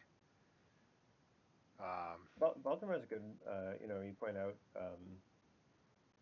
Is it the edge rusher that they lost to New England? I think was a Matt Judon, yeah. Matt Judon. I think was an underrated player who could um, in a lot of different roles. So you like help disguise. You don't know which direction the pass rusher is coming from. With Matt Judon being one of the pieces there. So I think the Ravens could definitely consider pass rush. And it might be a possible trade up candidate, especially if they fall in love with a Greg Rousseau or um, Aziz Ojulari. If they have their eyes on an edge rusher, they could be a candidate here. Well, that's their question, right? They could be looking and say again, like you said, it's always worth getting your guy, but there's three of them on the table right here, visible in this, near their tier of picks. Do they really want to step up to get Ojulari? Do they want to um, do they want to reach? Yeah, it's not reach, but spend more draft capital. All right, it doesn't Uh, sound like there's a slam dunk case for a trade here, so I'm gonna go grab Aziz Ojulari for the Titans, and they're going to be happy with their defense. Getting a better pass rush will make the secondary safer. I like that. All right. So there's actually, like you mentioned, there's a lot of AFC picks here. So mostly because we've got some trades. This is the Seahawks pick that went to the New York Jets. So since it was a Seahawks pick, I'm going to let you take it. 23 picking for the Jets. This is the pick that you gave up for Jamal Adams. What are you doing in Seattle? Well, I guess Mm. New York. So um, they picked the quarterback coming in. And they got They Mackay spent back. on Corey Davis. Yep, they got Mackay Becton Oh last yeah, year, and he's they great. got Becton. They have the cornerstone offensive lineman. I mean, you could definitely consider pairing up another first round offensive lineman. But I think they'll probably look to the defense. I mean, Robert Saleh is coming in. He wants to um, set a tone, set a certain um, identity for the Jets team. So I think they're probably looking on the defensive side of the ball here. Okay. Um, Now there is Najee Harris. If you say that Saleh wants to come in and set a tone, having grabbing the best running back, uh, there's some discussion there, right? Oh yeah, for sure. That's a good point. To have the guy that can carry the load, take a lot of carries, and control the ball, but also punish the other team. I'm looking up Jets. offensive coordinator right now. Oh yeah.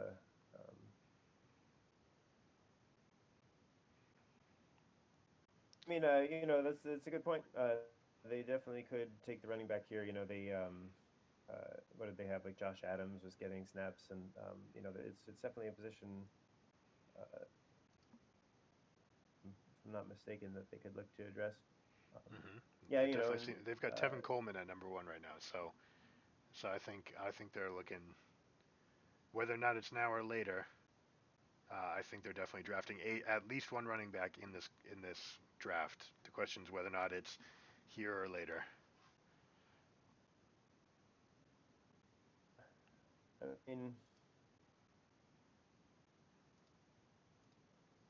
it's the right spot. I think there's the value there. I'm just looking at so Greg Newsome at cornerback, there's Zaven Collins for the off-ball linebacker. There's the question of Tevin Coleman. Where does he fit compared if you're talking about Najee Harris or Travis Etienne, who would be more of the home run type running back? And Coleman earlier in his career, I think, was somewhat of had that home run speed, but he's also a slightly bigger back. He could be early down type. I think Kyle Shanahan was using him that way for while he was healthy in San Francisco. So you could even consider Travis Etienne there as well. Um, I'm gonna, I'm gonna have them be the team that's gonna jump up and take um,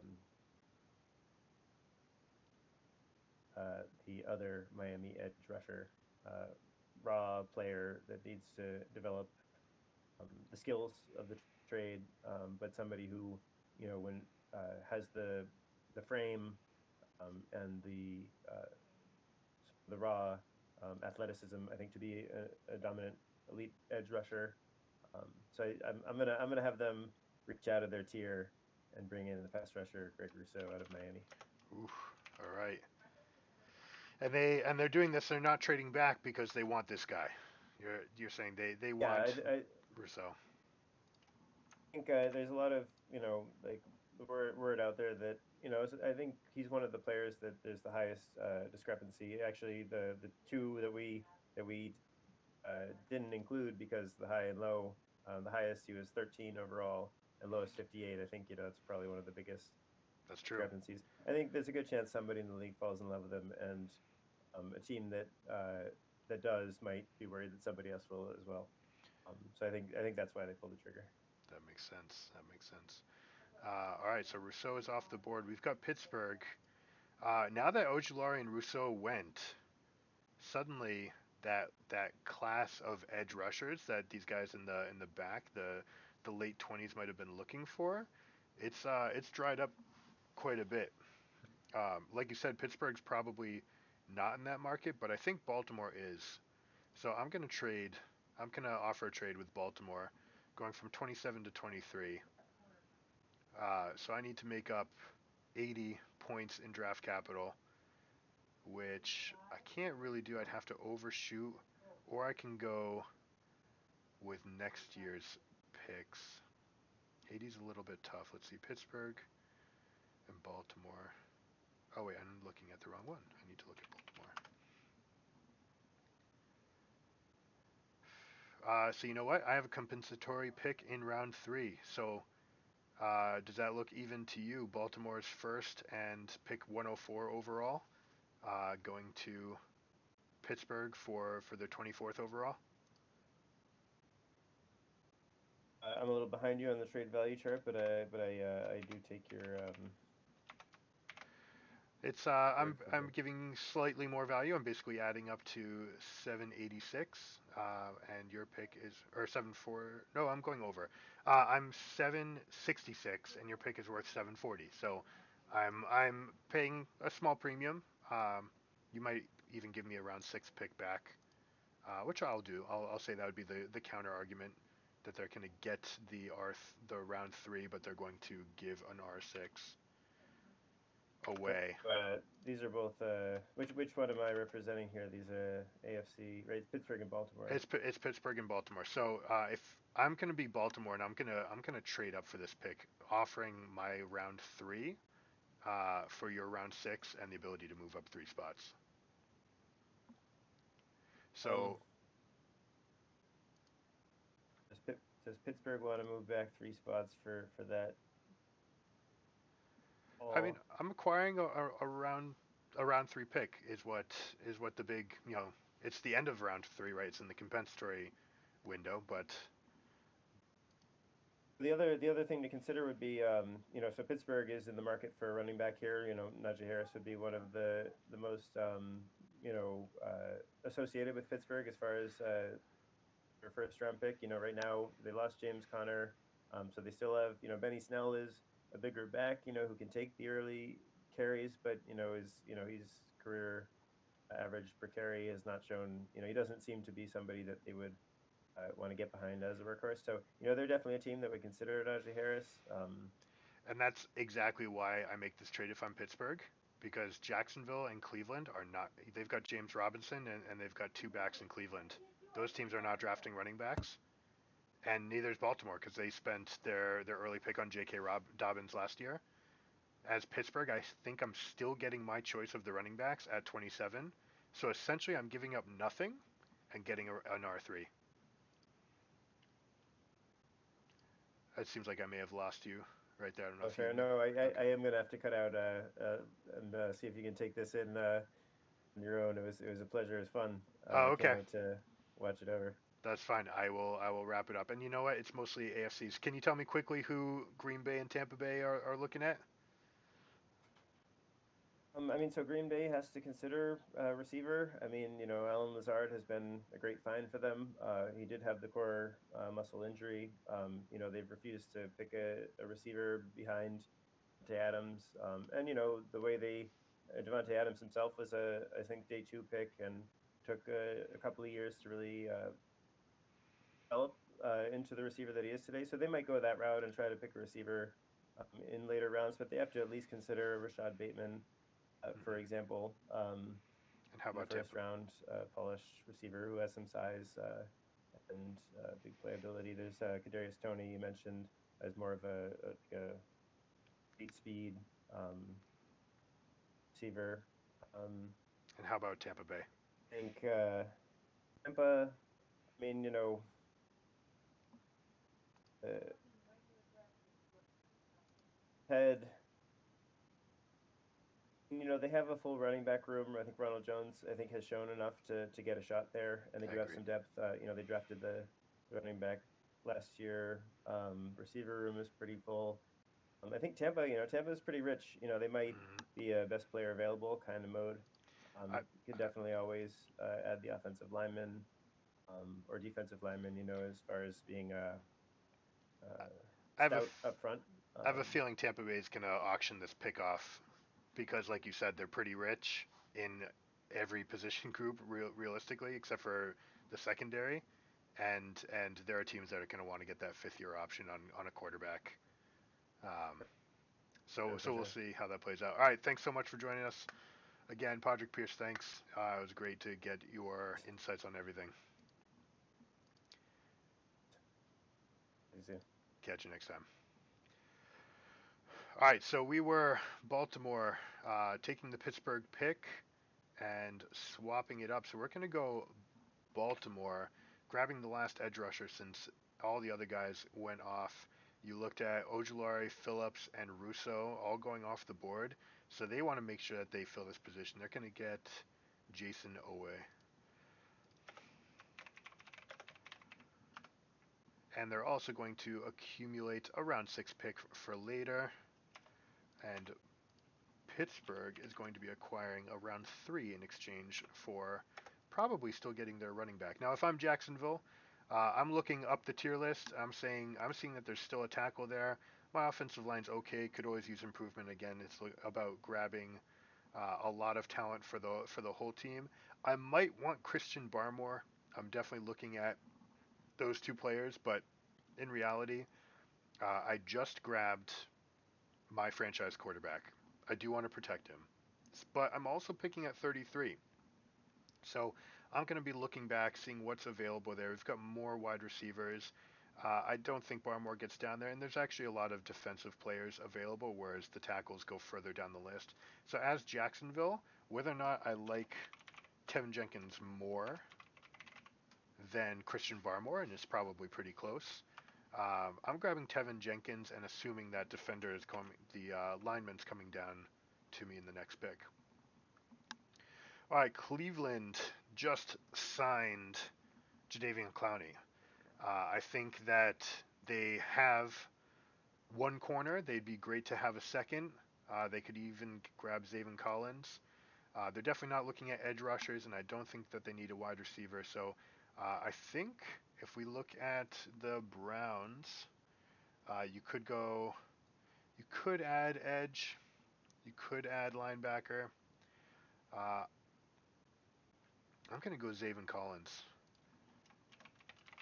All right, and we're gonna, if you'll excuse me, going a little bit fast towards the end of the draft. They're trying to shore up the defense because their run game has proven that it can control 60% of the game, and they can be effective and they can score. They don't need more weapons on offense. They're going to go shore up the defense, make sure that they've got more playmakers there, and get rangy defenders to make, each one of them makes the other ones better, right? Every time that you don't have a hole, it's when you have a hole that everyone on the team is going to be stressing over. All right, so Pittsburgh going back, they're looking at running back. They lost their running back. I think most people assume that the Pittsburgh Steelers are going running back right here. The They could also, they could add a couple other players. You've got some talented wide receivers, but I think their wide receiver room is pretty good. Najee Harris seems to be a thumper, right? So a guy that can just be your bell cow. Um, but I personally think that Travis Etienne is a fantastic football player. And while they may say that the speed is there, but he may not have the durability, I think they're happy with Snell being like that big guy. I think the Pittsburgh Steelers are going Travis Etienne. If I'm the Pittsburgh Steelers, I'm going Travis Etienne here. This guy can ball out. This guy can take the ball to the house on any play, and you're giving Roethlisberger the closest thing to Le'Veon Bell. Body type is almost identical. It's just I think it's a really good fit for their team, and being the passing team that they are, I think they want Etienne more than Najee Harris to be able to go into the rest of the draft, or into the rest of the season, and how they're going to process things together. New Orleans Saints. They've got Marshawn Lattimore. Don't really need cornerback. They're not obviously don't need running back. They could go edge. You could get some amount of defenders here. You might even look at grabbing an over-the-top wide receiver to pair up, since they lost Emmanuel Sanders. They might want one of these guys like Greg Newsome. Like um, Rashad Bateman or Terrace Marshall to go to New Orleans. They certainly want to make sure they have enough weapons, but you've also got to get the ball. I think Christian Barmore is just too good of a football player to make it any past this point, and New Orleans will snag him up at 28. Now 29, we've got the wealth of wide receivers. So Green Bay's going to take their pick with this guy, and they've been infamous about not drafting wide receivers, and I actually agree with them in general. If you're not getting your AJ Greens, Julio Jones, the top 10 talent guys, you're totally fine waiting till later in the draft. But and especially Rodgers can just find guys and make them look good, right? Devontae Smith, it took a while, right? And he was a day two pick that they groomed, and then he looked really good, and he didn't quite, even in his third year, he wasn't living up to expectations, or maybe I'm thinking his second year. Um, and but now he's great. Devontae Smith, you're talking about him. Sorry, I just blanked. Why did I say Devontae Smith? Devontae Adams. Devontae Adams had one of the best seasons that we've seen from wide receivers recently.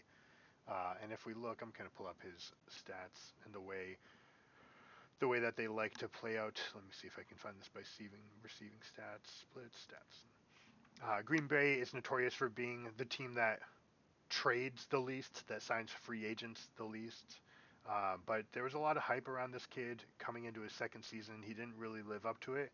Started getting good season 3 and 4, and now before you know it, it's season 5, 6, 7 for Adams. He's getting up there. They like to groom these receivers and um, build them as they go.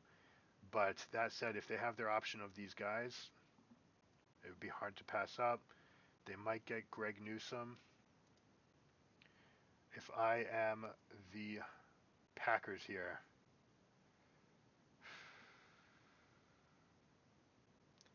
Zaven Collins is gone. I don't really need more of a pass rush. I would have liked to get Barmore potentially. If I'm going to grab wide receiver here, who do I want it to be? Tony's got that over top, but he might be more of a gimmick. But Rodgers definitely has the arm strength to get to him. The last pick that's going up a tier, they should be pretty happy with their cornerbacks. I'm going to go Terrace Marshall here. And he's going to be, someone that can play immediately, but someone that has potential to be the guy, right? Adams is not young. I'm not saying that he's on his way out, but starting to groom a number 2 that can become a number 1, I think really fits the mold for Marshall. All right, we've got Buffalo on the clock. I think that they are going to go with let's see, I didn't mark this up. We've got Najee Harris. You've got Newsome. I've heard some people suggest that they should go running back here and grab Najee Harris, but honestly, Zach Moss, you've got Devin Singletary. Those guys can play. You don't need to expend even more capital near the top of the draft again to get these guys. So I'm going to look for the best cornerback available to make sure that my edge is set, or to make sure that when I do get good pressure that I'm stealing some balls, somebody to put next to Tre'Davious White. So if I am Buffalo, I'm going Greg Newsome. I'm happy to see him down here. Greg Newsome, cornerback out of Northwestern, which, by the way, shout out to Northwestern for getting multiple players in the first round pick, in the first round. Kansas City, man, everyone's going to love the idea of putting... Why can't I undo that? Because I hit spacebar as well. Let me just fill this back out. Who did I miss out? This is Tony, the speedster. Let's see. We have to get Marshall off the board. If I'm looking here, we've got Frank Clark. We'd like to get more pass rush. That was something that could allow our defense to play better. Our weak spot is definitely in the secondary. I could grab Asante Samuel. I think Sorensen needs to be upgraded at safety.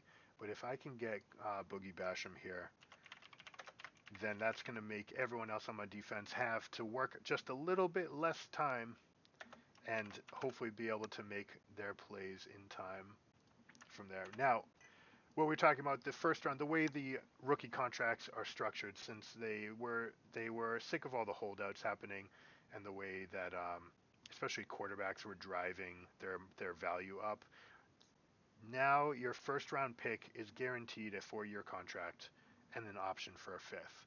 And then second and third round is 3 with option of 4. And then after that, I don't think that you have options. And that's where your restricted free agents come from and whatnot, and all these compensation picks. But if I'm Tampa Bay here, my team looks pretty good. I just won the Super Bowl. I can bring back most of my players. I think the running back room is good. I can get Leonard Fournette. I think Ronald Jones is still able to do it. I've got Keyshawn Vaughn. There's no reason for me to pick Najee Harris here. So unless I want one of these wide receivers, specifically the one that would most change the wide receiver room would be Kadarius Toney, where you've got your possession guys, you've got Antonio Brown underneath, you've got Godwin who can play multiple levels, Evans who's just always open, 8.5 feet up into the air, 10 feet in the air. And if they fell in love with one of these guys, I think they'd be happy to take them. But I think this pick gets auctioned off, and the one exception, and actually now that I think about it more, with the next quarterbacks, and I'm going to look at just an example of the quarterback prospect room. The next quarterbacks, everyone has Kellen Mond, Kyle Trask, and Davis Mills in some mix, going at a R2, R3 value. Maybe no one wants to go up to round one to get these. And specifically, the pattern that has come up recently, and this is why I'm going to speak to teams that they shouldn't do this. If you get your guy, you don't wait till the 5th year and pick up his option and make him play under his 5th year of his rookie deal. You extend him. It happened with Wilson, with Watson, with Mahomes, with Wentz, with Goff. They don't wait to make this guy wonder if he's going to be playing out of his rookie contract, because then you might lose him. All right, and they don't want to take that risk. If they have the guy, this 5th year option is kind of like I don't know, for lack of a better word, 5th year not option, right? Just it's not actually a thing. I don't think quarterback teams should be trading up for this. I think they might, but if I'm Tampa Bay here and someone gives me extra picks, I'll be super happy with it. But my only weakness was my secondary. If I can get one more piece in here, I'm grabbing Asante Samuel Jr. His dad was a baller, right? Asante Samuel playing for the Eagles and for the Patriots. I think played in 3 Super Bowls. Was a stud, led the league in interceptions. This kid probably has been around football his entire life. I mean, obviously has. And I think there's some big things coming up for Asante Samuel Jr. out of Florida State. And with that, we wrap up our first round mock draft. I hope you guys enjoyed it. If you have comments, absolutely throw them in there. Let me know who you think your team should have taken. Who gets the best draft grade out of this? Who did the best with what they were dealt? And again, you can look for reference, drafttech.com. They've got the trade value sheet. Hit that like and subscribe button. And until next time, catch you later. Peace.